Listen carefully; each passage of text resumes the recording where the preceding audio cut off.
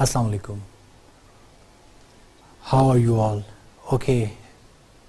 I hope you have been enjoying these dry debates about political parties and political systems, right?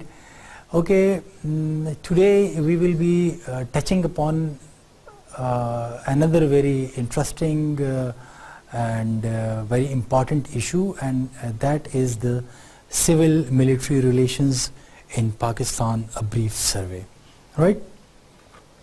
We will be touching upon this issue in today's class.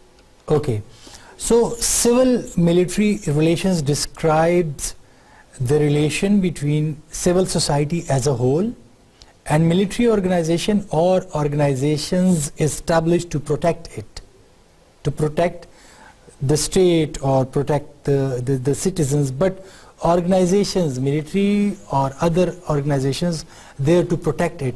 These organizations, so this describes the civil-military relationship, right? Relationship between civil society as a whole and the organizations established to protect it, right? Okay. More narrowly, it describes the relationship between the civil authority of a given society and its military authority.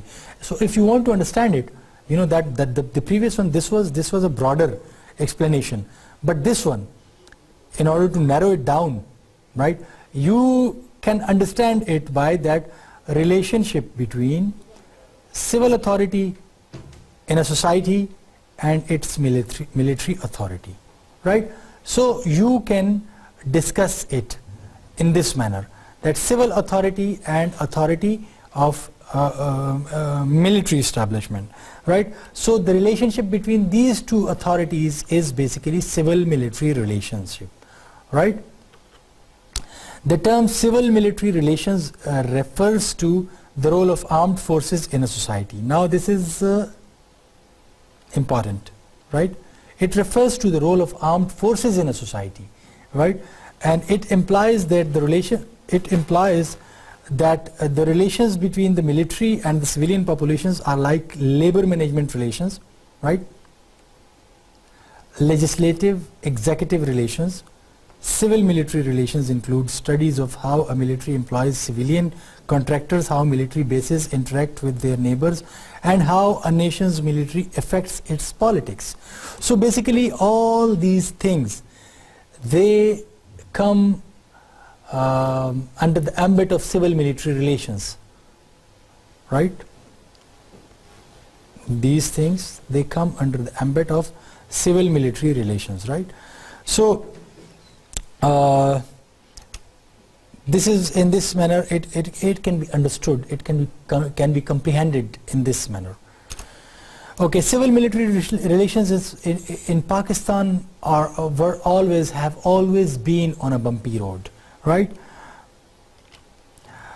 We will explain it in detail, right? The most basic precondition of a true democratic setup is a healthy civil-military relationship, right? If the relationship is not healthy, then it is the democratic setup is then democratic setup can then not perform its function, which is basically serving the interest of the people, right? So if this relationship is healthy, then a true democratic setup will be there, otherwise it will not be there, right? Then in all democratic countries, an elected civilian government enjoys full control over the military, right? But this is not the case in Pakistan. In Pakistan, control over governance has oscillated between the two. A decade of military supremacy and then a decade of civilian supremacy or kind of civilian supremacy in the country, right? So that is why in Pakistan this civil-military, this issue in Pakistan has been quite complicated, and it has got its negative influence on all aspects of the political and social life in Pakistan. The reasons for this periodic shuffling are incompetent political leadership, not only the desire of the military to rule, right? This is wrong. This is basically incompetency of the political leadership. That is one reason. Then weak political parties, which we have already discussed in the previous classes, right? So weak political parties, and then weak institutions in the country. Military is the only institution, the only functioning institution in the country, right? Apart from military, you just give me an example of an institution which is there and which is functioning, right? See, all of you are silent, so you do not have an example of any other institution in the country which can compete military in its professional, in the dispensation of its professional responsibilities. So this is basically the problem. Incompetent political leadership, weak political parties and weak institutions, and the rising power of civil military bureaucracy is just one aspect, right, of it. And then serious security threats to the country and frequent use of military in aid of civil power. Now, serious security threats to the country from both borders, western and eastern borders. It has basically, initially it was only from the eastern border, but for the past 16-17 years, this threat has been from the western border as well, because of the US presence in Afghanistan, and then the Indian involvement in Afghanistan, and then the terrorist activities from Afghanistan into Pakistan, financed and supported by the Indian intelligence, RAW, and so these kind of activities are there, external threats are there, serious. So it is a need of the country to have a strong military. It is the need of the country, right? So we cannot not deny the fact that we need a strong military, right? And the rising civil military bureaucracy, the rising power of the civil military bureaucracy is also there, right? So at the one hand there is military bureaucracy, at the other hand there is civilian bureaucracy, right? But this rising, the power of both these bureaucracies is rising, because they are kind of good professionals, you might say, and the politicians are incompetent. The political elite is incompetent, so that is why there is a vacuum, and whenever there is a vacuum, somebody is supposed to come and fill in that vacuum, right? You cannot say that if you just extract all of the oxygen out of this room, right? Another gas is supposed to come and fill this vacuum, because now there is a vacuum. No oxygen is there, so another gas will come, right, to fill in this vacuum. So basically this is a vacuum, a vacuum left by the incompetent political leadership, and that is why somebody is coming and filling in that vacuum, because ultimately we have to run the state. The country is to be run, and it is to be a functional state, so that is why it is there. Then frequent use of, this is very interesting, right? Frequent use of military in aid of civil power.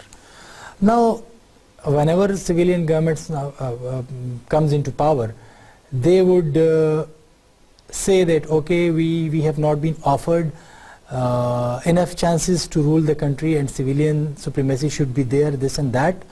But when they are in power, they would ask military to come to their aid in almost all kind of crises. May it be natural calamities in the countries, and may it be political turmoil. They would depend on the use of military in aid of civil power, right? This is what they do. This is what they usually do. And I would just give you an example of it. You would have, you would remember the 2014 political agitation in Islamabad, right here in Islamabad, when challenges were posed by Pakistan Tehreek-e-Insaf and Pakistan Awami Tehreek to the Pakistan Muslim League Nawaz government in 2014, I guess, yes. So when these challenges were posed, and when they decided to have a sit-in in Islamabad, what did the democratically elected civilian government do at that time? That they, if I'm not mistaken, they just under Article 245 of the Constitution, they just asked military to come and protect the national buildings in the federal capital, right? So the civilian government basically asked military to curb a political opposition, right? It was a political matter. It was their own matter. They could have negotiated a solution for the problem, right? But they did not do it. They asked the military to come to support them. So basically this is incompetence of the civilian government, and this incompetence is basically giving rise to the power of civil military, particularly military bureaucracy, right? So this is basically this kind of attitude by the political leadership. And in the federally administered tribal areas, right, though there are movements on its way to make it a mainstream separate province or make it part of the Khyber Pakhtunkhwa, but I don't know whether these moves will be materializing soon or not. But up till now it is the federally administered tribal area, and in the federally administered tribal area, the civil in aid of civil power clause is most frequently utilized by the political agents and the administration in the federally administered tribal area. So basically these kind of tactics by the civilian government give rise to the power of military in the country, and it is creating an imbalance in the civil military relations in Pakistan, right? This kind of approach by the civilian government is basically creating imbalance in the civil military relations in Pakistan. Then if you see, 4 coups since the inception of Pakistan have been made. Number 1 coup, that was 1958, then 1969, then 1977, and then 1999. So these 4 military coups, they have been there in Pakistan, they have been made in Pakistan, and this has negatively affected the balance between the civil and military establishments in favor of military establishment, right? This has basically negatively affected in the civil establishment and the military, and it has favored the military establishment. Military in Pakistan has ruled the country for almost 33 out of its 71 years history, right? So again you can see that it is like civilian have ruled it for more than half of the time now, but there was a time when we would say that military has ruled more than civilians in Pakistan when we were just 60 years old. Now we are 71 years old, right? So almost 71 years old. So basically now we can say that, but previously we were not in a position to say that, right? So it was more than half of the time of the country was ruled by military. It is widely believed that army is the most powerful institutional player, right? Now this is important, institutional player, most powerful institutional player, because other institutions are not there, right? And even when not in power, it rules from behind the scenes. This is up to some extent, yeah, this is, you know, you can say that this is true, that it rules from behind the scenes. So army is either a powerful institutional player, it is either directly ruling the country, or if it is not directly ruling the country, then it is basically managing things from behind the scene, right? So like politicians and these in the previous class when I was discussing these electables, and they are in the pockets of agencies and army, and they are basically ruling the country from behind the scenes. But if you take it negatively, then it is a negative. But if you look into the larger picture in the whole globe, then you will come to know that the military establishment even in the United States of America is also very strong, right? So it is kind of ruling the country from behind the scenes. You just see Donald Trump. He was what were his slogans, and now how far he can materialize his election his slogans in the election, when he was raising these voices against different policies of Obama administration. So has he been able to implement his will? I think no. He hasn't been able to implement it. Then just look at the Obama administration in the United States of America. He was a critic of the Bush administration war in Iraq and Afghanistan, and his election campaign was revolving around the pullout of troops from Afghanistan and Iraq. But after serving the country for 8 years as a president, he was not able to implement his initial will, you know, and that was to pull out the troops from Iraq and Afghanistan, and the number of the troops it rose in Iraq and in Afghanistan, you know. So this is how it is, because the military establishment convinced these civilian leaders that whatever they have been asking for is basically not practical. It is against the interest of the United States of America, so they should not do it. So I think that this is not naive, that we see it in Pakistan as well, right? But a balance should be there. The role of military is, there is an undeniable role of military in Pakistan, and this role is, this is a positive, there is a positive role as well. But if they do not come to power directly, then that is a good sign, right? If military is not in power directly, in control of power directly, and if it is indirectly controlling the different aspects of our policies, then I think this is fine, because this happens all over the world, I think, in the biggest democracy of the world, like, you know, a very effective democracy, that is the United States of America. So it is happening in Pakistan, and it is not something, I think, which is new and which will hamper the country, right? If they are ruling it from behind, if they are kind of controlling or managing it from behind the scenes. But if political parties are made strong, then army would also seek the guidance of the political leadership for different issues. But now this vacuum is there. The parties are not strong, so they are not asking the parties to guide them. They are instructing the parties how to behave, right? So it is because of the weak institutional structure of political parties. Okay. Pakistan is globally an important country. It is a nuclear armed country as well. So that makes the role of military quite dominant in Pakistan. Military becomes very dominant because of this. First, it is a globally very important country. The geostrategic importance of Pakistan cannot be denied. So when this geostrategic importance of Pakistan is there, definitely the role of military would be there. And then Pakistan is a nuclear armed country, right? So the nukes are definitely not with the civilians.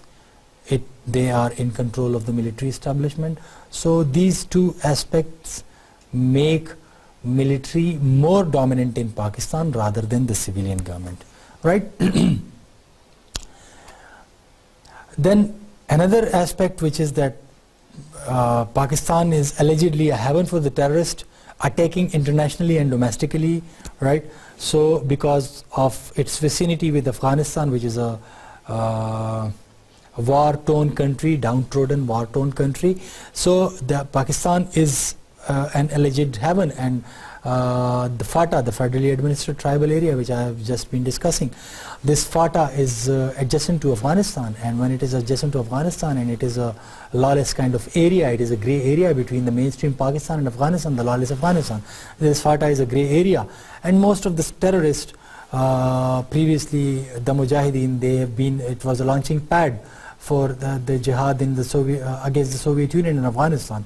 It was a launching pad for the Mujahideen who were launching its attack. So basically, because of that status, previous status of FATA, it is being used by the militants even at present, right? Though Pakistan is carrying out attacks against these military operations against these militants in the tribal areas, many military operations have been conducted. We have been discussing it in the previous classes, if you remember, right?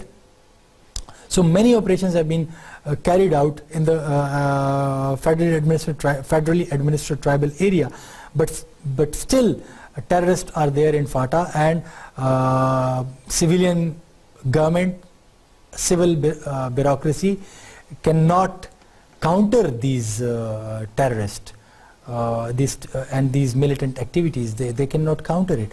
So they need military, and when they need military, they would ask military, and then the military will be strengthened. So this is basically another cause which is giving rise to the power of military in Pakistan and creating an imbalance in the civil-military relations in the country, right? Then Pakistan is quite central to America's Afghanistan strategy.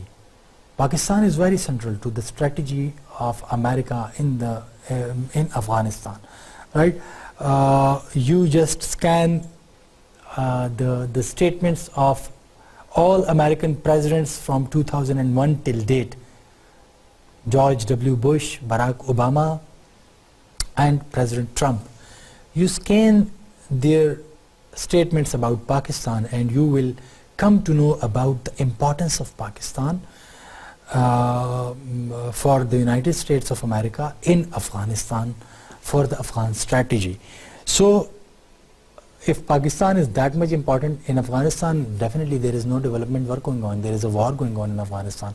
So if a country is important in a war, it means that its military is important in that war, right? So if the military is important in that war, then the military will get funding from the biggest economy in the country, of the world.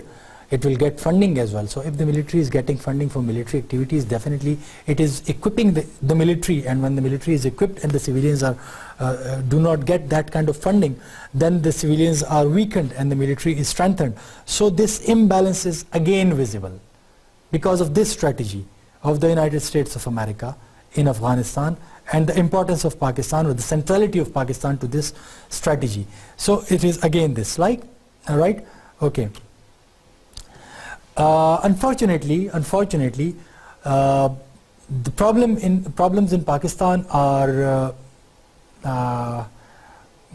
so grave that some analysts, I would not say all of the analysts, but some analysts regard it as soon to be failed state, right? So some analysts regard it that, you know, the military is strong, civilians are weak, and democracy is not, genuine democracy is not there in the country, and basic rights to the people are not given, democratic rights are not given, chaos is prevailing in the country, this and that, and these are all the indicators of a failed state. So Pakistan is soon to become a failed state. This is what they have been saying for the past, like, you know, 10 to 15 years, and they have been giving dates after dates, you know, like after 5 years there will be no more, Pakistan will be no more there on the face of the globe. After 10 years it will no more be there. But then their deadlines passed. When their deadlines passed, Pakistan is still there. So I think that Pakistan is not going to be a failed state. We are on the trajectory of democracy, but this perception is still prevailing among many analysts that Pakistan is going to be a failed state. Right, so that is why I have incorporated that this is a perception about Pakistan, and it is there. But I think my analysis, my antithesis for this is that Pakistan would survive. We are on a progressive path. Awareness is there. People are aware. People are aware about their rights. They are raising voices for themselves, and a proper forum has been provided to them. That is, though it is weak, but the forum is there. The democratic transition, we are about to see another democratic transition in the 2018 election. So this democratic transitions are there, and the system will refine itself. You know, civilians would be made strengthened, and the military would just be confined to play its due role, which is basically defending the borders of the country against any external threat, and with the internal threat, the civilians will be equipped to deal with these internal threat, and they would not ask military time and again to waste the energies of military on the internal matters. And then with the passage of time, like in 10 to 15 years, I can see that this growing role of military would be appropriated, I would say. Right? Okay. Now, what are the factors which we need to analyze in order to gauge the civil-military relations in Pakistan? Right? We need to analyze some factors as well. So, first, there are external factors, right? Then there are some internal factors, right? Then what is the composition of military in the country? Then what is the condition of the state, riyasat? What is the condition of the state, right? And then military institutionalization. So these are some of the factors. If we want to understand the civil-military relations in Pakistan, we need to analyze it with these lenses. Then we will be able to understand the civil-military relations in Pakistan, right? So external threat. Most importantly, Pakistan's relations with India, right? Okay. Pakistan's relations with India have always been checkered. The history of these relations is checkered, right? And these relations have never been smooth. India is kind of a constant threat to Pakistan ever since its inception. If you analyze, as I have been mentioning it in the previous classes when we were discussing the initial difficulties of Pakistan, if you remember, I have been analyzing it, I have been telling you, we have been studying it, that in the minds of the Indian political leadership in 1947 and 48, it was ingrained that Pakistan would not be able to sustain itself and it would come back to the fold of Mother India, right? And then they have tried to create instability in the country so that the country goes back pleading to India to take it in its fold, right? Because it could not sustain, it could not survive. So that thing is still there, right? That Indian mindset is still there, and that animosity between the two countries is there. It is good, it is debatable whether it is good or it is bad, whether it has benefited Pakistan or it has not benefited Pakistan. But this thing is concrete. This mindset by the Indians, it is concrete, and this fear in the minds of the Pakistanis, that is concrete, that is a fact, it cannot be denied. So basically this is an external threat, and in order to avert this threat, I would say that the military of Pakistan has been made strong. This is a challenging situation, this is kind of a constant challenge for the military of Pakistan, and that is why survival is the basic instinct of not only individuals but the states as well, right? So this dilemma of survival with Pakistan, it has basically strengthened the military of Pakistan over the passage of 70 years, you could say, right? Many times, many in Pakistan consider India an existential threat to the survival of Pakistan, right? So when they consider India as an existential threat, what would they do? They would definitely make their military strong in order to avert that threat, to counter that threat, right? So that is why Pakistan has got a strong military, and the civilian institutions in the country are not that much strong to compete with the military institution, with the military, and there is an imbalance between civil and military relations. The military is strong, it is well educated, it is well equipped. The civilians are weak, civilian institutions are weak, civilians are incompetent, and all these kind of things you can say, and then that is why this imbalance is visible in the country. Now what are the issues? Hindu-Muslim antagonism dating from the partition. That is the issue between India and Pakistan, that there is a Hindu-Muslim antagonism towards each other, and that is, you can trace it back to the partition. And that antagonism is basically the Hindus are, or the Muslims are not in favor of Hindus, and the Hindus are not in favor of Muslims, and now there are two states, and one state is dominated by the Hindus and the other state is dominated by the Muslims, and both of these states are now neighbors, and definitely they will have to fight with each other because the animosity is there, this antagonism is there, and when this thing is there, so in order to counter the threat from India and counter the threat of the Hindu mindset. Pakistan needs a strong military. This has been the mindset of the establishment. This has been the mindset of the policy makers of Pakistan, of the military of Pakistan. So that is why military is strong and the civilians are weak, right? So this thing is again there, and these are some of the factors of India and Pakistan's tension, stressed relations. Then Pakistan and India have fought almost 4 wars, right? 47 over Kashmir, 65 over Kashmir, 71 East Pakistan, 99 Kargil. So it is like Kargil is not a full-fledged war, but it was there. It was a major operation. So that is why I have included it. So, but major 3 full-fledged wars, you can say that, right? So Pakistan and India have fought these wars, 4 wars. So if you are fighting 4 wars and then you just analyze this timeline, 1 war right after the establishment of Pakistan, another war about 17 years after the establishment of Pakistan, right? 17, 18 years, something like that. Then after that, 7 years after that, then another war.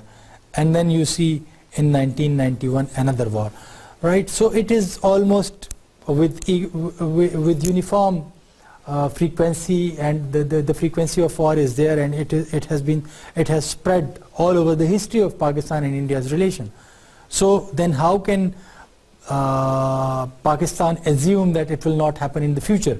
And that is the reason that the military is strong, right? And that is the reason that the military of Pakistan is not only strong externally, like to pose the external threat, but inwardly the civilian institutions have always been shadowed by this strong military in the country, right? But the roots are there, the external threat. That is why military is strong. And then these are the internal strength of military in the country is a byproduct of that external threat, right? For which the military is preparing. And the issue between India and Pakistan is the Kashmir. If you minus the Kashmir issue between India and Pakistan, there is no other issue between India and Pakistan which can hamper their relation but the Kashmir, right? So this Kashmir issue is there, and it has been there since 1947. So that is why Pakistan and India are facing difficulty in their relations in order to deal with each other because of this bone of contention between the two countries, that is Kashmir. And then terrorism. So terrorism is not a new phenomenon. Terrorism in Afghanistan, it is a new phenomenon which emerged out of, after the Soviet invasion and the Soviet withdrawal. This terrorism emanating from Afghanistan was there. But those mujahideen who have been fighting the Soviet troops in Afghanistan after the withdrawal of the Soviet troops, as I have already mentioned in the previous classes, after the withdrawal of the Soviet Union from Afghanistan, these mujahideen who were from Kashmir, they went back to Kashmir and they started fighting again against India in the Kashmir, and India termed it as terrorism emanating from Pakistan. So basically that is one aspect. The other aspect is, you might have seen that there were different incidents like the 2002 Indian Parliament attack, then the 2008 Mumbai attacks, right, and the Uri attacks on the Indian Army camp, and then attacks which are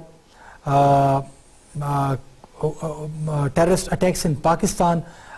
If the links of those terrorist attacks are established with Afghanistan, and India is there in Afghanistan, and basically it is kind of destabilizing Pakistan from Afghanistan through RAW.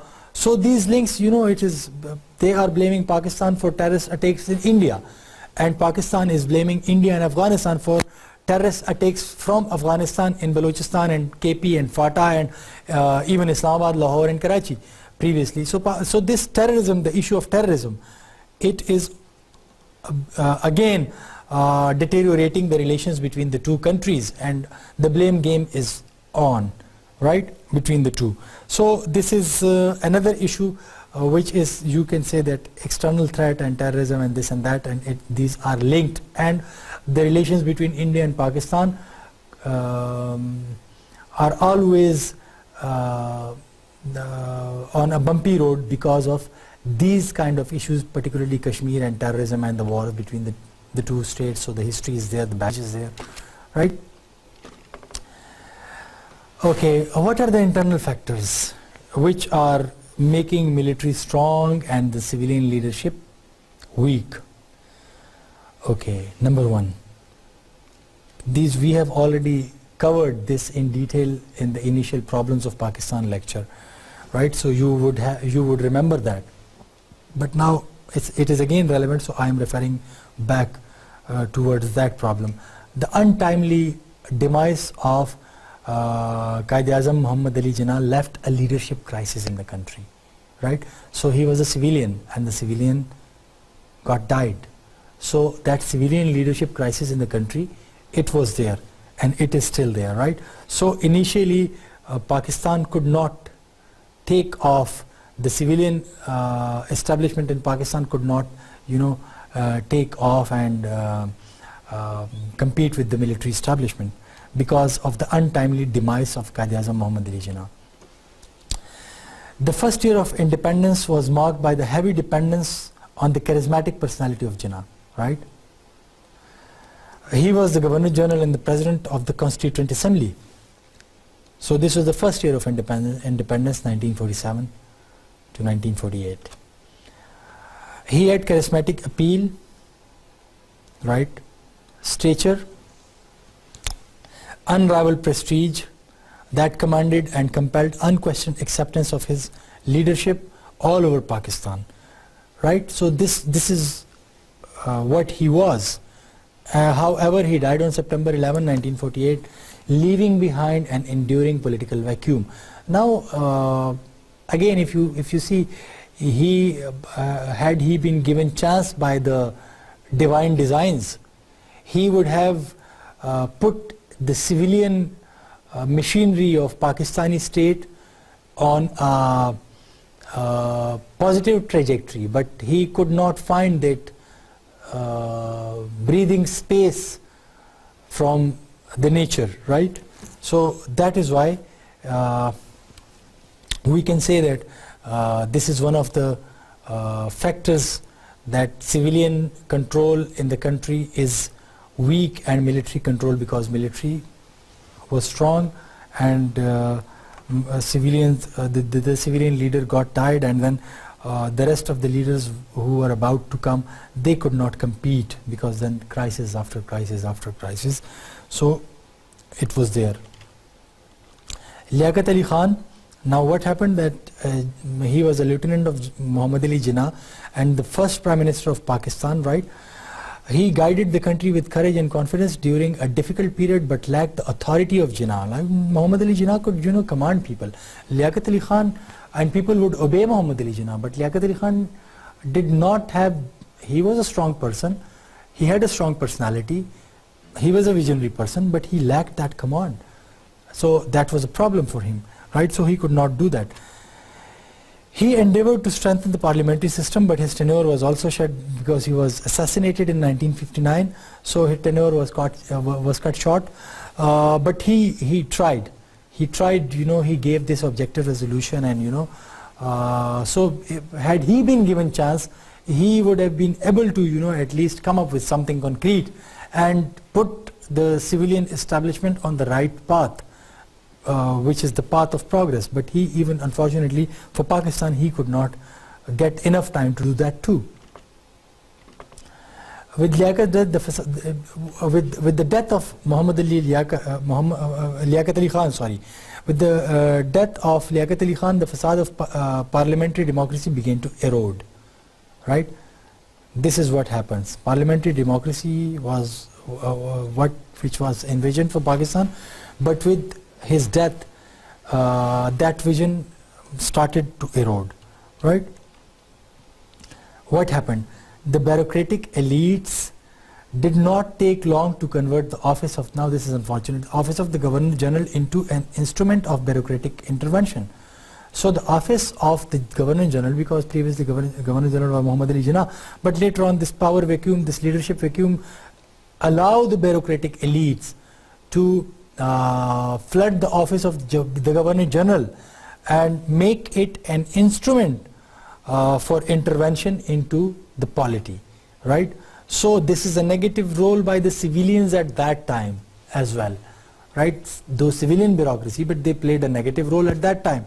They entered into the office, like they utilized this office for their own vested interest, and they intervened in the politics of the country time and again. In the provinces, on several occasions, bureaucratic intervention occurred in the garb of governor's rule, right? So what happens in governor rule? Bureaucracy gets all the power. So the chief ministers were dismissed despite the fact that the parties had majority in the provincial assemblies. But unfortunately, they were dismissed, right? I am talking about the initial years of Pakistan, because this imbalance, the roots of imbalance in the civil-military relations can be traced back to the initial years of Pakistan, right? So that is why I am talking about it now, that the roots were there, the roots are there. If you are going to trace the roots of the problem, they are located over there. We should probe that area as well. Now, another internal factor is the provincialism. So the geographical separation of East and West Pakistan, right? And produced not only administrative, physical, but social and economic and political problems as well for the country. This is provincialism, right? East Pakistan and West Pakistan. And the East is considering itself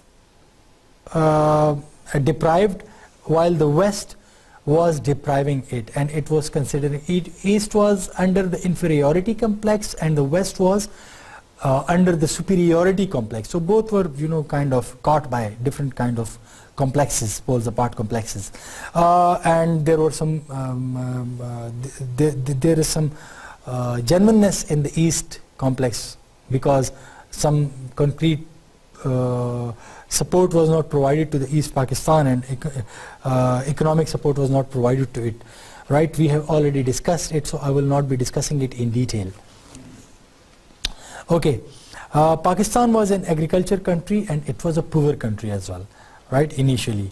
East Pakistan, what was the condition of East Pakistan? Economically worse off province of the country, right, than the West Pakistan. The Pakistan Muslim League policies were purportedly directed towards overall economic development but focused on the West Pakistan. This is again very negative for Pakistan Muslim League and the political parties which we have been previously discussing. So you can just take this argument from here and you can link it up over there if you want to, if you are ever asked a question about this in the examination, so then you can do it like this, right?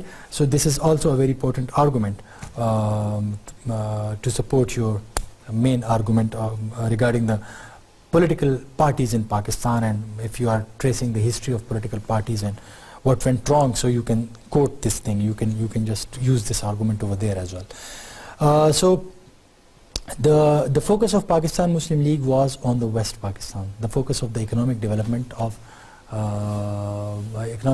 development policies of Pakistan Muslim League was just West Pakistan and not East Pakistan, and that is why East Pakistan was economically worse off, right, which contributed to the Bengali deprivation and a sense of alienation in them, right? So this was one of the internal factors as well. Now how it affected the civil military relations badly in the country, because when they are feeling economically worse off and there is a sense of deprivation among them and there is a sense of alienation among them, the logical conclusion of all these things is that they would have to resort to agitation. And then what would happen? The elites, the civil elites in the West Pakistan would definitely ask the military to curb that agitation. So if the military is provided that opportunity to exercise or to flex its muscles by curbing the indigenous population of a country, then the military would definitely be emboldened against vis-a-vis the civil bureaucracy, right? So this happened in the West and East Pakistan's case, particularly when East Pakistan was economically worse off and West was not. Then the constitutional making dilemma 1947 to 1956, it again gave rise to the power of military elites and not the civilian ones. The Punjabi-Bengali controversy, right? We will just discuss it now. The constitution making in Pakistan was delayed for about 9 long years, right? We have already discussed that in the constitutional making problems or initial problems of Pakistan. So I will not be discussing that in detail. So it was a process which took 9 years, right? The two most important factors which delayed the constitution making in Pakistan was the differences between the Punjabi dominated West Pakistan or West Pakistani elite and the East Pakistani elite. So these are basically the two factors, the two most important factors were these, right? So the Punjabi dominated West Pakistani elites, there were differences with the East Pakistanis and it delayed. And what were the differences? The differences were on the question of representation, because the population of East Pakistan was larger than the population of the West Pakistan. So those differences were on the question of representation. Those differences were on the question of the national language.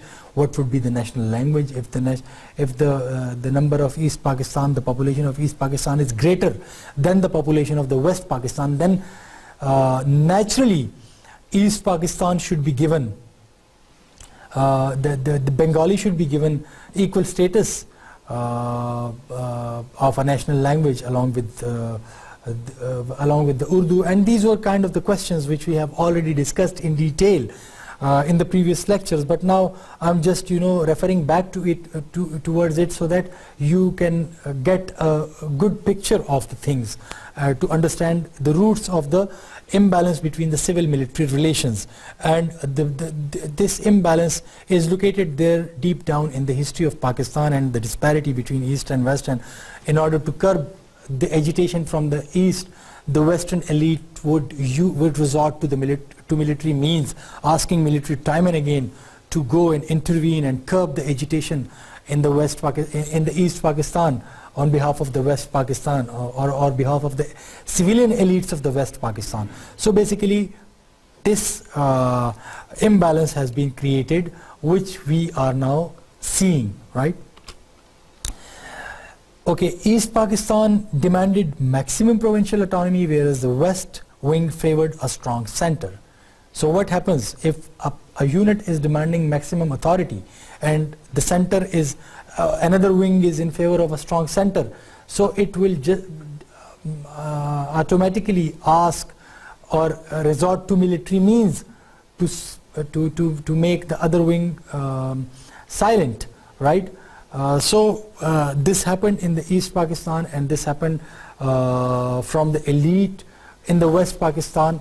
Like military had been asked to go there and curb this agitation in the East Pakistan, and in all this process the military was gaining power and the civilians were on the receiving end, or they were weak, though they were not realizing initially under the leadership of Zulfikar Ali Bhutto. They were not realizing it initially, right? Because he was very much to the military, which I have already discussed. I will not go back to that discussion, but that was just I was making a reference to it. So it was already, but they were not realizing, and afterwards they started realizing the negative impacts of that, right? That what happened in the East Pakistan did have repercussions for the rise of military power vis-a-vis civilian power in West Pakistan as well after 1971. I think this is enough for today, for today's lecture, and we will be discussing this, since this is a very important topic, so we will be discussing this topic in the coming class as well. Thank you very much.